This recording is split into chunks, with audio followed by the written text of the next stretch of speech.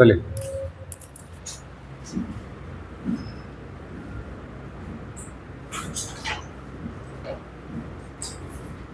ये है first chapter class 12 का, इलेक्ट्रोस्टैटिक्स। ठीक है, अगला वाला चैप्टर क्या है? करंट। ठीक है, उसके बाद मैग्नेटिक इफेक्ट ऑफ करंट या मैग्नेटिज्म कह देते हैं। उसके बाद ईएमआई, इलेक्ट्रोमैग्नेटिक इंडक्शन। उसके बाद एसी, और उसके बाद ईएम वेव। ठीक है, कितने हो गए? 1 2 3 4 5 6, ये सारे चैप्टर कनेक्टेड हैं। ठीक है, जैसे जैसे हर एक में आगे बढ़ते जाओगे, इस वाले चैप्टर में इसी के फॉर्मूले आएंगे, लेकिन इसमें ये भी यूज़ होगा। इसमें जाओगे ऊपर के दोनों यूज़ होंगे, इसमें जाओगे ऊपर के तीनों यूज़ होंगे, एसी में जाओगे सब यूज़ होगा, और इलेक्ट्रोमैग्नेटिक वेव तो फाइनल है फिर सबका। ठीक बात है। तो हर एक जो कॉन्सेप्ट पढ़ते जा रहे हो ऊपर पहले वाले में, वो हर एक अगले वाले चैप्टर में यूज़ होगा। तो सारे इंटरकनेक्टेड चैप्टर हैं, तो ध्यान से करना भाई काम। ठीक है, वेटेज क्या है इसका? 12th के पूरे पोर्शन की अगर बात करो तो उसके बाद क्या बचा? ऑप्टिक्स। दो तरह की ऑप्टिक्स होती है, एक रे और एक वेव ऑप्टिक्स। और फिर है मॉडर्न। ठीक है, मॉडर्न में हो गए 4-5 चैप्टर। ठीक बात। उसके बाद बचा सेमी कंडक्टर। ऐसा तो ये सेमी कंडक्टर मॉडर्न से वैसे मान लो तो एटम और क्या, X rays, nuclei, photo electric effect, है ना, रेडियो एक्टिविटी तो अब कैंसिल हो गया है, कम्युनिकेशन हट गया है।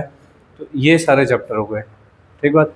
मेंस में जो पेपर है टोटल उसमें 25 सवाल हैं, 25 में से 65% 12th का सिलेबस है, और बाकी कितना बचा? 35% 11th का पोर्शन है। एक रफ आइडिया है ऐसा, 60-40 भी हो सकता है, 70-30 भी हो सकता है। ठीक बात। कितना हो गया ये? लगभग 2/3, और ये कितना हो गया? लगभग 1/3 हो गया। तो 1/3 पोर्शन 11th का है और 2/3 पोर्शन 12th का है। ठीक है, 25 में से 1/3 कितना हुआ? लगभग 8 के आसपास। तो 8-9 प्रॉब्लम 11th के, और बाकी बचे कितने? उतने 12th के हैं। तो 12th के कितने हो गए? लगभग 15-16 क्वेश्चंस हो गए। उन 15-16 क्वेश्चंस में से आधे इसमें से और आधे इसमें से। ठीक है जी, कितने हो गए? तो लगभग 8 यहाँ से और लगभग 8 यहाँ से, और पूरे 11th में से लगभग 8। ऐसा एक एनालिसिस है। ओवर द ईयर्स जैसा पेपर आता है, उसमें थोड़ा बहुत कहीं पे कम ज़्यादा हो सकता है कि कई बार ऑप्टिक्स के, अकेले ऑप्टिक्स के ही 5-6 सवाल आ गए और ये कुल मिला के 10 हो गए। एक बार सिर्फ इलेक्ट्रोस्टैटिक्स के ही 8 आ गए अकेले के, तो वो तो कभी कभार हो जाता है ऐसा। बाकी नॉर्मल जो ट्रेंड फॉलो होता है वो ये टाइप का ट्रेंड है कि 11th से टोटल 1/3, 12th से 2/3, 12th को 2 पार्ट में डिवाइड करो ऐसे, तो इसमें से 1/3, इसमें से 1/3। तो अब देख लो कि 12th का जो पोर्शन है उसकी क्या वेटेज है। ठीक बात है, उसमें कुछ भी ऐसा नहीं है कि मैं छोड़ के चला जाऊँ, या मैं नहीं करूँगा, या मुझे समझ में नहीं आता, ऐसा कुछ एक्सक्यूज़ नहीं है वहाँ पे। 11th में फिर भी थोड़ा बहुत इम्यूनिटी मिल सकती है कि एक आध चैप्टर छोड़ दिया, निकल लिया बाई चांस, तो इट्स ओके, चल जाएगा। लेकिन यहाँ नहीं चल पाएगा ऐसा काम। ठीक बात। 11th का सिर्फ ये 1/3 है, ये सोच के मैं उसे थोड़ा लीनियंट हो जाऊँ, ऐसा नहीं है। 11th में मैकेनिक्स है हाफ पोर्शन। मैकेनिक्स में जो भी फॉर्मूले लगे हैं वो यहाँ बिना बताए आएंगे। अब वर्क एनर्जी थ्योरम पढ़ी है, ठीक बात है, वो ऐसा थोड़ी कि उसी चैप्टर में रहेगी, वो इलेक्ट्रोस्टैटिक्स में नहीं आएगी, वो यहाँ भी आएगी। कंजर्वेशन ऑफ एनर्जी पढ़ी है, वो आएगी यहाँ पे भी। कंजर्वेशन ऑफ एनर्जी खूब लगेगी मॉडर्न के क्वेश्चंस में, इलेक्ट्रोस्टैटिक्स में। तो वो जितना मैकेनिक्स में आपने पढ़ा है वो सारा आएगा। ठीक है, कोई डाइपोल है और वो ऑसिलेट करने लगे इलेक्ट्रिक फील्ड में, मैग्नेटिक फील्ड में, तो टॉर्क, वो रोटेशन में पढ़ा था, तो tau is equal to I alpha question आएंगे। कंजर्वेशन ऑफ एंगुलर मोमेंटम आएगा। ये सब चीज़ें आएंगी, ये तो बिना बताए आएंगी। वो तो फाउंडेशन है फिजिक्स का, बेसिक बिल्डिंग ब्लॉक है वो तो फिजिक्स के, वो तो अपने आप आएंगे। उनको कहने की जरूरत नहीं है कि मैकेनिक्स तो मैकेनिक्स में खत्म हो गया, यहाँ कुछ नहीं है। भाई फॉर्मूले तो वहीं से क्रिएट हो रहे हैं सारे। ठीक है, पढ़ तो वहीं से रहे हो सारा।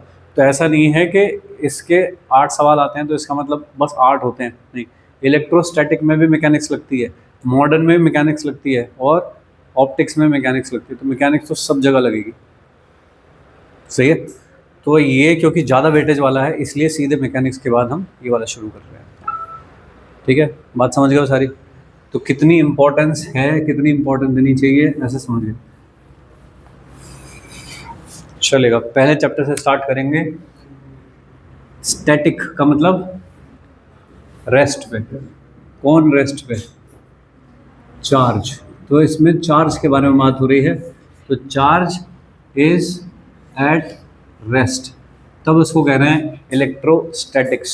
इलेक्ट्रो का मतलब उसके इलेक्ट्रिक फील्ड कैसा होता है, उसकी क्या प्रॉपर्टीज़ होती हैं, कहाँ पे बेंडिंग हो जाती है, ज़्यादा इलेक्ट्रिक फील्ड लाइन होने से क्या होता है, कम होती हैं तो क्या होता है, पोटेंशियल कैसे डेवलप हो जाता है, ये सारी चीज़ें इकट्ठी करनी है इस वाले चैप्टर में हमको। लेकिन इसमें चार्ज का मूवमेंट कंसिडर नहीं करेंगे, सिर्फ स्टैटिक चार्ज के आसपास क्या हो रहा होता है वो कंसिडर किया जाएगा, इसलिए चैप्टर का नाम है इलेक्ट्रोस्टैटिक्स। अगला वाला जो चैप्टर है उसका नाम है करंट। करंट का मतलब तो चार्ज फ्लो होता होगा तो करंट बनता होगा। तो करंट तब होगा जब चार्ज फ्लो करेगा। तो इससे एक स्टेप आगे चला गया कि इलेक्ट्रोस्टैटिक्स में सब कुछ पढ़ लिया उसका इलेक्ट्रिक फील्ड वगैरह के बारे में, फिर करंट में पहुंच गए आगे। तो वहाँ पर चार्ज मूव करना शुरू कर गया। जब चार्ज मूव करना शुरू कर देता है फिर आप ओम्स लॉ, रेसिस्टेंस, है ना, और उसके थ्रू जो डिवाइसेस काम कर रही हैं, गैल्वेनोमीटर, एमीटर, वोल्टमीटर, बहुत सारे एक्सपेरिमेंट्स हैं, वो सारी चीज़ें आ जाती हैं। करंट जब फ्लो करेगा तो उसके आसपास होता है फिर मैग्नेटिक फील्ड। तो जो थर्ड चैप्टर है वो है about magnetic field of magnetic effects of current. ठीक बात। फिर जब ये चीज़ वेरी करने लगे कि करंट भी वेरी करने लगा तो उसके आसपास का मैग्नेटिक फील्ड वेरी करने लगा, इलेक्ट्रिक फील्ड वेरी करने लगा, तो फिर पहुंच गए ईएमआई में। तो इस तरह हर एक चैप्टर पिछले वाले के साथ कुछ ना कुछ तरीके से कनेक्टेड है। सही है। चलिए starting from the very basic, छोटी छोटी चीज़ें बता दो कुछ कुछ। चार्ज के बारे में क्या क्या जानते हो, कैसे डिफाइन कर सकते हैं, ऐसे ही पूछ रहा हूँ। अगर कोई बोले कि डिफाइन करना है कुछ, कैसे डिफाइन करेंगे? कुछ डेफिनेशन नहीं है, फंडामेंटल चीज़ है भाई। ठीक है, जो फंडामेंटल चीज़ होती है उसकी कोई डेफिनेशन नहीं है, उसको एक्सपीरियंस से समझा जाता है। ठीक है, अब कोई चीज़ का टेम्परेचर को कैसे डिफाइन करूँगा, कैसे बताऊँगा टेम्परेचर को? कोई डेफिनेशन तो है नहीं उसकी, कैसे बताते हैं? तो कहीं एक लाइन लिखी होती है एनसीईआरटी में, क्या लिखी होती है भाई वो? Temperature is the measure of hotness और कोल्डनेस, है ना उसका। तो ये पता कैसे करूँ मैं? हाथ लगा के देख लो। ठीक है, लेकिन एक आदमी के लिए वही ठंडा है, दूसरे आदमी के लिए वही चीज़ गर्म हो सकती है, इसलिए फिर डिवाइस बनी है कि वो मेज़र करके बताएगी कि कितना है। अब 100 तो हर किसी के लिए 100 ही है ना, 100 किसी के लिए कम या ज़्यादा नहीं है।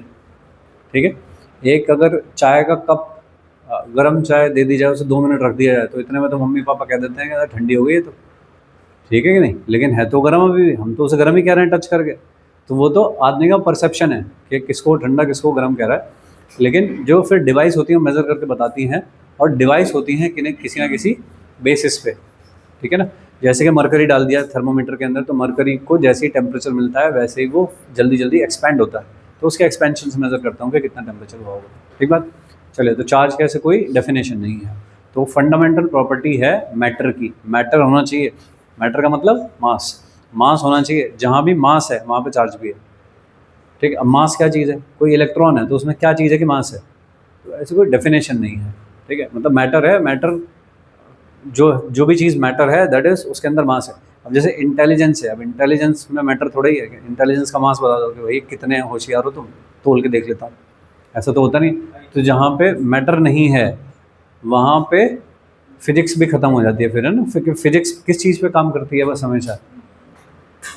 ठीक है, या उसके इफेक्ट्स पे। मैटर के इफेक्ट्स, जो चीज़ नहीं दिखती फिजिक्स उस पर भरोसा नहीं करती। वो होती रहे ना होती रहे बात की बात है, बाकी सब डिबेटेबल चीज़ें हैं ना, कि मन होता है कि नहीं होता। तो अगर आज मेरा मन नहीं कर रहा तो क्या नहीं कर रहा भाई, तो फिजिक्स नहीं मानती ये सब बातें। ठीक है, तो जहाँ पे मास है वहाँ पे चार्ज भी है। एक छोटे से छोटा पार्टिकल की चीज़ से बना देख लो, तो एक एटम हम अगर मानते हैं तो किस किस चीज़ से बना हुआ है वो? इलेक्ट्रॉन, प्रोटॉन और न्यूट्रॉन से मिलकर बना हुआ है। तो इलेक्ट्रॉन पे मास है। ठीक है, कितना मास है इलेक्ट्रॉन का? ये सारी चीज़ें अपने को क्वेश्चंस में चाहिए होंगी, याद होनी चाहिए। 9.1 इंटू 10⁻31 किलोग्राम। और चार्ज कितना होता है इलेक्ट्रॉन का? 1.6 10⁻⁻19 कूलम नेगेटिव चार्ज होता है। प्रोटॉन का मास कितना होता है?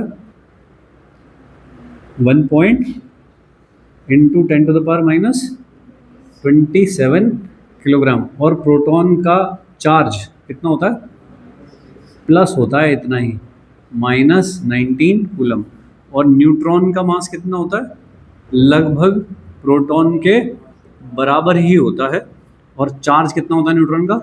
0, कि इफेक्टिवली उसके ऊपर न्यूट्रल कोई चार्ज नहीं है। ठीक बात है। अगर मैं कहूँ कि एटम जो है वो न्यूट्रल है, एटम न्यूट्रल है ऐसा कहा जाता है, ठीक है, उसमें जब इलेक्ट्रॉन निकल जाए या उस पर इलेक्ट्रॉन आ जाता है उसे कहते हैं कोई चार्ज हो गया, कैटायन या एनायन कुछ बन गया, लेकिन वैसे एटम को न्यूट्रल कहा जाता है। लेकिन एटम के अंदर तो प्रोटॉन और न्यूट्रॉन इलेक्ट्रॉन सब कुछ है और वो तो चार्ज है, तो फिर इस पर चार्ज क्यों नहीं है? क्योंकि भाई आप जब कह रहे हो ना कोई चीज़ को न्यूट्रल, तब आप कह रहे हो कि नेट चार्ज 0 है, चार्ज 0 नहीं है, नेट चार्ज 0 है, कि जितने नंबर ऑफ इलेक्ट्रॉन है उतने ही नंबर ऑफ प्रोटॉन है। ठीक है, तो जितना प्लस उतना माइनस, तो टोटल मिला के इज इक्वल टू 0। तो पोलैरिटी ऑफ द चार्ज जो होती है वो 2 तरह की पोलैरिटी है। ठीक है, ये सब छोटे बच्चे पढ़ते हैं 12th क्लास के कि पोलैरिटी कैसे कैसे जज हुआ कि ये चीज़ के ऊपर ये चीज़ घिस दी और वो सब कुछ। ठीक है, हम नहीं जाना चाह रहे उसमें। पोलैरिटी 2 तरह की होती है, पॉजिटिव चार्ज होते हैं और नेगेटिव चार्ज होते हैं।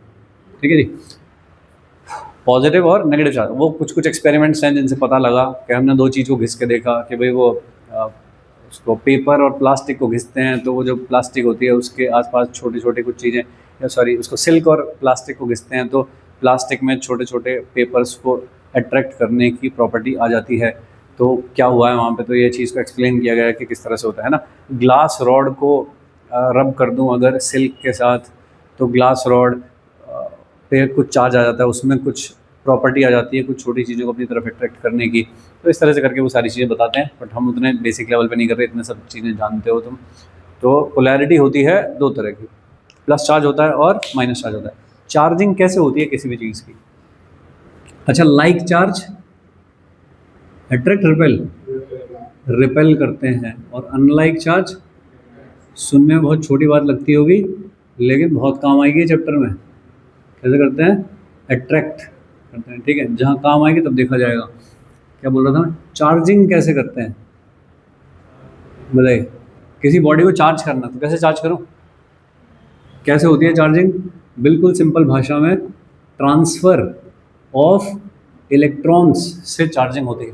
पॉजिटिव चार्ज ट्रांसफ़र नहीं होता एक जगह से दूसरी जगह, नेगेटिव चार्ज ट्रांसफ़र होता है, बस इलेक्ट्रॉन जाते हैं। इनिशियली ये मानना था, ओपिनियन थी लोगों की कि पॉजिटिव चार्ज ट्रांसफ़र होता है, लेकिन फिर धीरे धीरे जब एटम का स्ट्रक्चर आया सब पता लगा कि भाई इलेक्ट्रॉन ट्रांसफ़र होते हैं, प्रोटॉन ट्रांसफ़र नहीं होते। ठीक है, तो तुमने ये देखा होगा कि करंट के फ्लो के ऑपोजिट इलेक्ट्रॉन का फ्लो माना जाता है।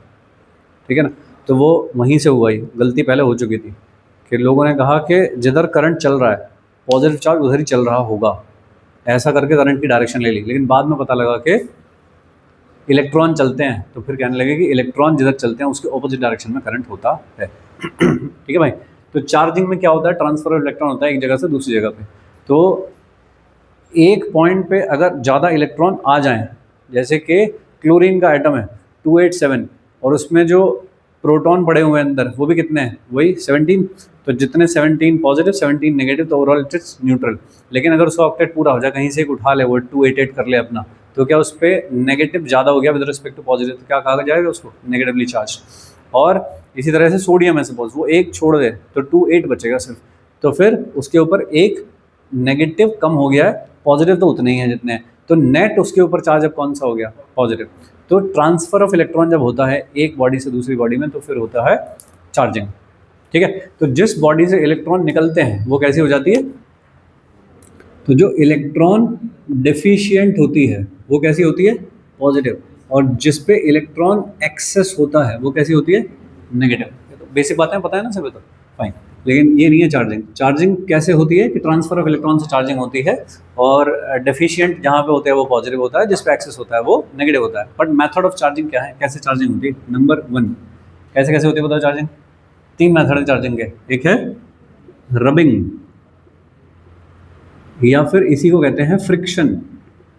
ठीक है, दो चीज़ों को जब आपस में घिसा जाता है तो एक से कुछ इलेक्ट्रॉन निकल के दूसरे में चले जाते हैं, दैट्स कॉल्ड रबिंग या फ्रिक्शन।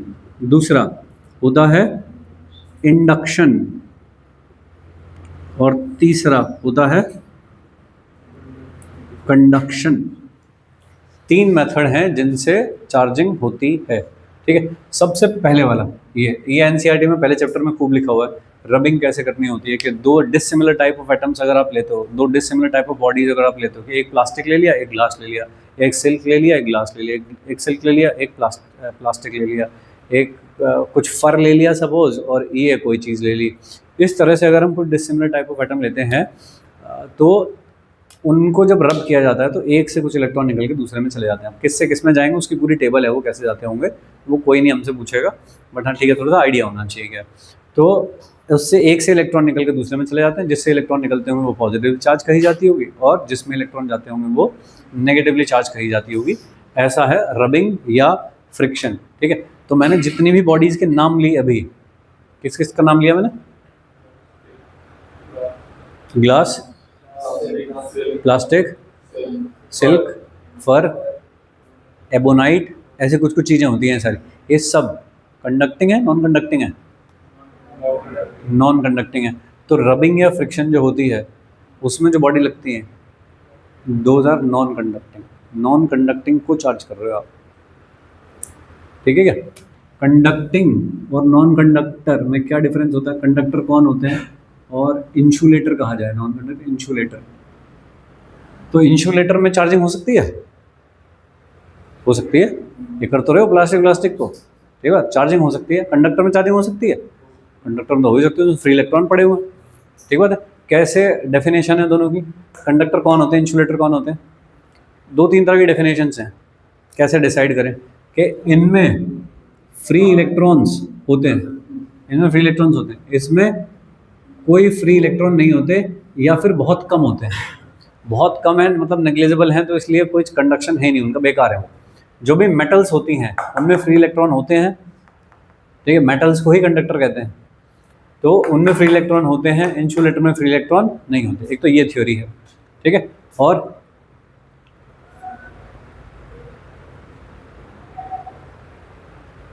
भी थ्योरी है, ट्रांसफर ऑफ चार्ज दोनों में हो रहा है।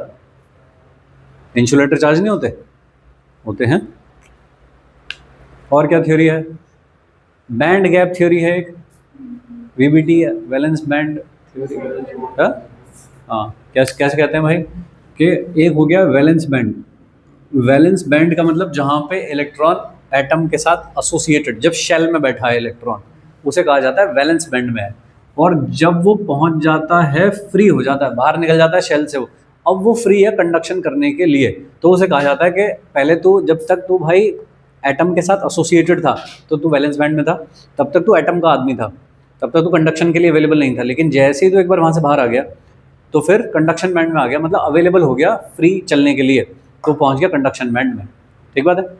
कुछ एटम्स ऐसे होते होंगे जिनमें वैलेंस बैंड से, यानी कि आउटर मोस्ट शेल से इलेक्ट्रॉन को बाहर निकालने के लिए कम एनर्जी की जरूरत पड़ती है। क्या कहते हैं उस एनर्जी को? Ionisation energy. तो अगर किसी की आयनाइजेशन एनर्जी कम है तो रूम टेम्परेचर पे ही अपने इलेक्ट्रॉन को बाहर फेंक देगा, और किसी की आयनाइजेशन एनर्जी ज़्यादा है तो वो रूम टेम्परेचर तो नहीं फेंकेगा, अगर हीट वीट करो तो फेंकता होगा। तो रूम टेम्परेचर पे ही मेटल्स में इलेक्ट्रॉन अवेलेबल होते हैं। ठीक है, तो इसका मतलब उनकी आयनाइजेशन एनर्जी बहुत कम होती होगी, उनका इलेक्ट्रॉन तुरंत तैयार होता होगा निकलने के लिए कि मैं तो कंडक्शन बैंड में बैठ के कंडक्शन करूंगा, रादर देन वैलेंस बैंड में बैठ के आराम करूंगा। सही है।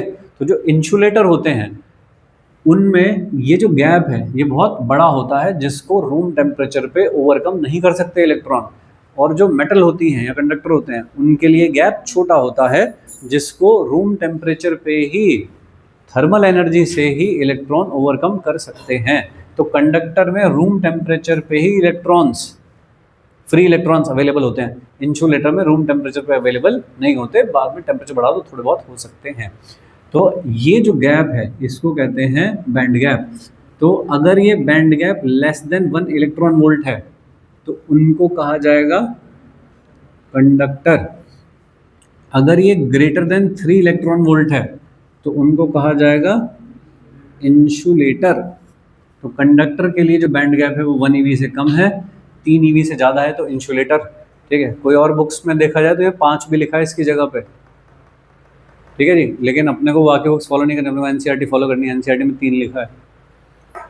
3 ईवी पे, 3 ईवी से ग्रेटर पे इंसुलेटर होंगे, 1 ईवी से कम पे तो 2 ईवी वाला क्या होगा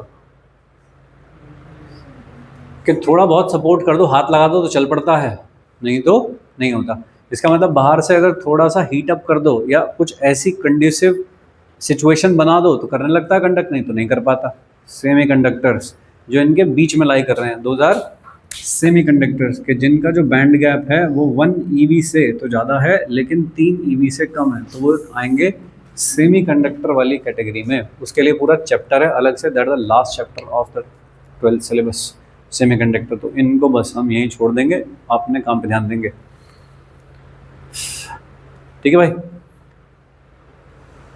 थ्योरी समझ गए हो? इसमें कुछ लिखना, नोट करना या किसी का कुछ सवाल है तो बताइए। रब करूँगा तो एक से कुछ इलेक्ट्रॉन निकल के दूसरे में पहुंच जाएंगे and that is called rubbing. ठीक है, तो रबिंग में किन 2 चीज़ों को रब करना पड़ेगा? 2 इंसुलेटिंग मटेरियल होंगे, उनमें चार्ज ट्रांसफर होगा, दैट इज कॉल्ड रबिंग। ठीक है, दूसरा इंडक्शन कैसे होगा? इंडक्शन कैसे होता है? पास में ले जाते हैं, फिजिकल टच नहीं होता उसमें। कि एक मेटेलिक स्फेयर रखा था सपोज ऐसा, ये है एक मेटल स्फेयर। मेटल स्फेयर का मतलब कंडक्टर, कंडक्टर में इलेक्ट्रॉन चल सकते हैं। इंसुलेटर में इलेक्ट्रॉन हो तो सकते हैं, फ्री इलेक्ट्रॉन हो सकते, चल नहीं सकते। चार्ज हो सकता है, चल नहीं पाएगा। तो रबिंग से मान लीजिए मैंने एक प्लास्टिक की रॉड को चार्ज किया, पॉजिटिवली चार्ज कर लिया सपोज मैंने प्लास्टिक रॉड को, ऐसा कर लिया एक रॉड को, और उसे इस मेटल स्फेयर के पास लेकर के आया। ठीक है, तो बताइए यहाँ पे कौन सा चार्ज इकट्ठा हो जाएगा पास में? नेगेटिव चार्ज इकट्ठा हो जाएगा, यहाँ पे माइनस इकट्ठा हो जाएगा इधर। तो ये वाली साइड कैसी हो गई? More negative. तो पीछे वाली साइड कैसी कही जाएगी? पॉजिटिव। चल के नहीं जाता है, समझ रहे हो? लेकिन फिर भी पीछे पॉजिटिव लिख रहे हो, तो क्या बताना चाह रहे हो बेसिकली कि इधर का जो है वो नेगेटिव हो गया, तो इसके रेस्पेक्ट में पीछे वाला, या फिर कहिए कि इलेक्ट्रॉन यहाँ पे सब जगह पे यूनिफॉर्मली डिस्ट्रीब्यूटेड रहे होंगे ना, लेकिन जैसे ही यहाँ पे बोले तो सारे इलेक्ट्रॉन यहाँ से आगे इधर निकल गए, तो क्या यहाँ पे जो एटम्स थे they will feel positive. Overall इसके ऊपर क्या कोई चार्ज का आदान प्रदान हुआ है? कहीं से गया है, कहीं आया है? नहीं। तो पहले कैसा था? Electrically neutral. अब भी कैसा है? ये इलेक्ट्रिकली न्यूट्रल, लेकिन इसमें सेंटर ऑफ चार्ज बदल गए। प्लस का जो सेंटर था वो इधर की तरफ हो गया, माइनस का सेंटर इधर की तरफ हो गया। तो जो क्या कहते हैं उसको, जैसे सेंटर ऑफ मास कहते हैं, तो ऐसे सेंटर ऑफ चार्ज जो थे वो चेंज हो गए। ठीक है, कैसा हुआ इससे? इस रॉड को अगर मैं यहाँ से वापस ले जाऊँ तो ये वापस से सब घुल मिल जाएंगे आपस में सब। ठीक बात? ओके, तो चार्जिंग कैसे होगी? चार्जिंग तो हुई नहीं इंडक्शन से। हम तो कह रहे हैं कि हम चार्जिंग कर रहे हैं, चार्जिंग कैसे करेंगे? तो एक वायर लिया ऐसे, यहाँ पे एक दूसरा स्फेयर लिया ऐसा, उस स्फेयर के साथ एक कंडक्टिंग वायर से अटैच कर दिया इसको, सही। तो यहाँ पे है पॉजिटिव चार्ज, तो क्या इधर का नेगेटिव इधर आके इसको न्यूट्रलाइज करने की कोशिश करेगा, कमी पड़ रही है, हम आ जाते हैं, चलो ऐसा आगे। तो ये खुद कैसा हो गया? पॉजिटिव। तो ऐसा देखने में ऐसा लगेगा कि ये यहाँ से पॉजिटिव चार्ज चल के यहाँ चला गया है, पॉजिटिव चार्ज टच करते ही इधर चला गया, बट ऐसा नहीं हुआ एक्चुअली, पॉजिटिव नहीं गया, नेगेटिव आया। ऐसा कर दिया तुमने, इस बेचारे को पता भी नहीं चला इन सबको कि पीछे क्या हुआ है। ये सब तो वहाँ अट्रैक्टेड हुए बैठे थे, है ना, कि सारे यहाँ अट्रैक्ट हुए बैठे थे, पीछे से ये आके सब काम कर गए। अब तुमने ये पीछे वाला जो स्फेयर था उसे हटा दिया। अब तक भी इन बेचारों को कुछ नहीं पता कि क्या हुआ। जब ये रॉड जाएगी यहाँ से, अब ये ढूंढने जाएंगे, हमारे दोस्त तो पीछे होंगे, तब दोस्त देखने गए पीछे, कोई दोस्त नहीं मिला पीछे, तो फिर कैसा हो गए? नेगेटिवली चार्ज हो गया भाई।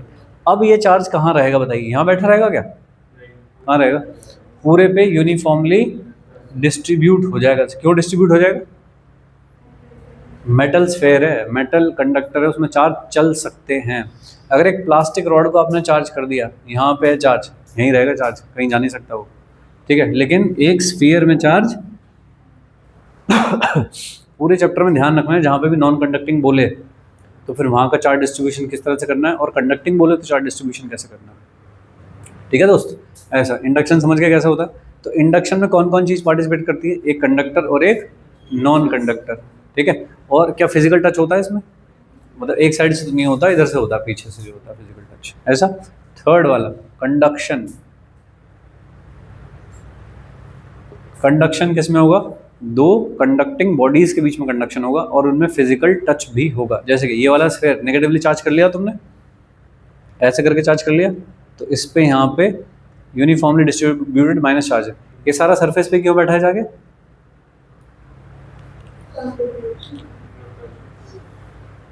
अब तो इलेक्ट्रॉन इलेक्ट्रॉन है ना सारे, तो क्या एक दूसरे को धक्का नहीं मारेंगे कि भगा दूंगा मैं तुझे? सही बात है। तो इसलिए बाहर पहुंच गए सबके सब। बाहर ही क्यों पहुंचे? कि यहाँ बैठ के एक दूसरे धक्का मार सकते थे ये, तो ज़्यादा होता। चाहते हैं कि जितना दूर जाया जा सके उतना दूर चले जाओ, जहाँ तक जगह मिले। अब इसके बाहर जगह नहीं मिल रही, लेकिन अगर मैं इसे जगह दे दूँ तो क्या इधर चले जाएंगे? ये कितने चले जाएंगे? आधे आधे चले जाएंगे, अगर इन दोनों का साइज सेम है तो।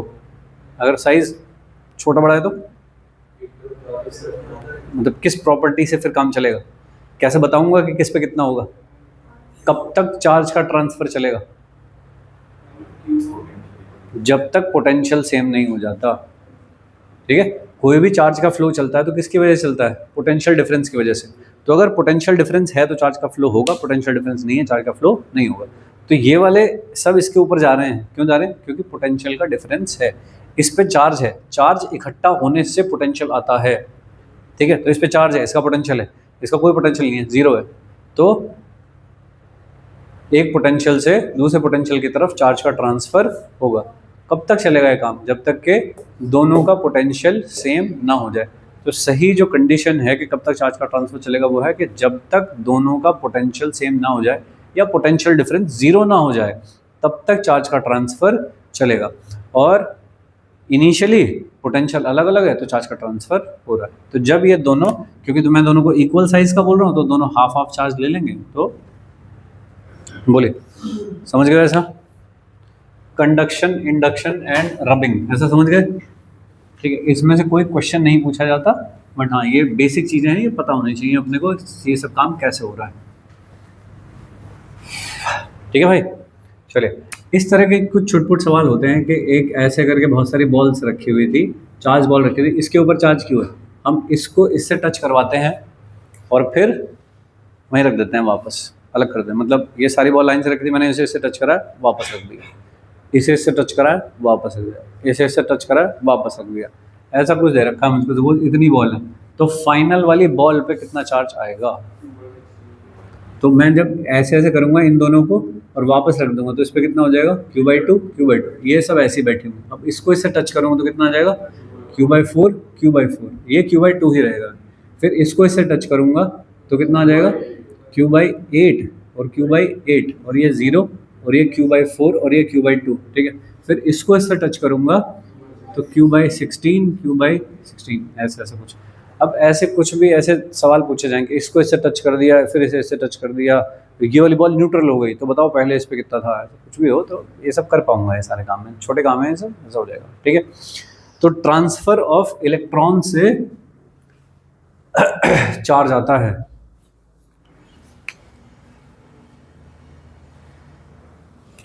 तो सबसे कम चार्ज कितना हो सकता है किसी बॉडी के ऊपर? सबसे कम, लीस्ट, कि एक इलेक्ट्रॉन चला जाए उसमें हमारे पास।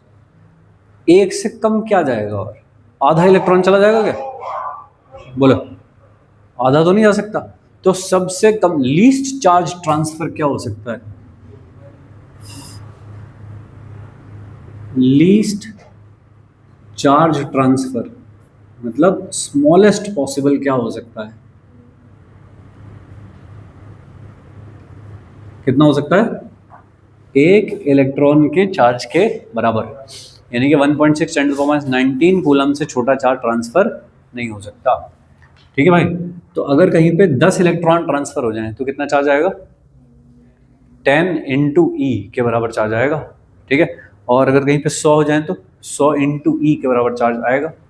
ठीक बात है, तो क्या जनरल फॉर्मूला बनाऊं कि Q charge should be equal to क्या, नंबर ऑफ इलेक्ट्रॉन इनटू एक इलेक्ट्रॉन का चार्ज, उतना ट्रांसफर होगा, तो Q is equal to N × E। ठीक है, इसको कहते हैं क्वांटाइजेशन ऑफ चार्ज, कि एक इलेक्ट्रॉन से कम का चार्ज पॉसिबल ही नहीं है।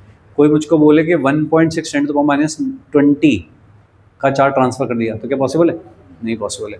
1.6 × 10⁻19 से छोटा चार्ज पॉसिबल ही नहीं है। ठीक है जी, तो क्या फॉर्मूला हुआ, Q is equal to NE, और इसके सामने निशान लगाते हैं प्लस माइनस, ये बताने के लिए कि भैया किसी चीज़ पे पॉजिटिव चार्ज भी आ सकता है और नेगेटिव चार्ज भी आ सकता है।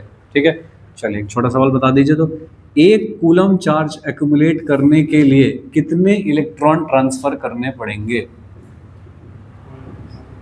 कितने नंबर ऑफ इलेक्ट्रॉन के बराबर होगा एक कूलम चार्ज, करके बताओ जल्दी।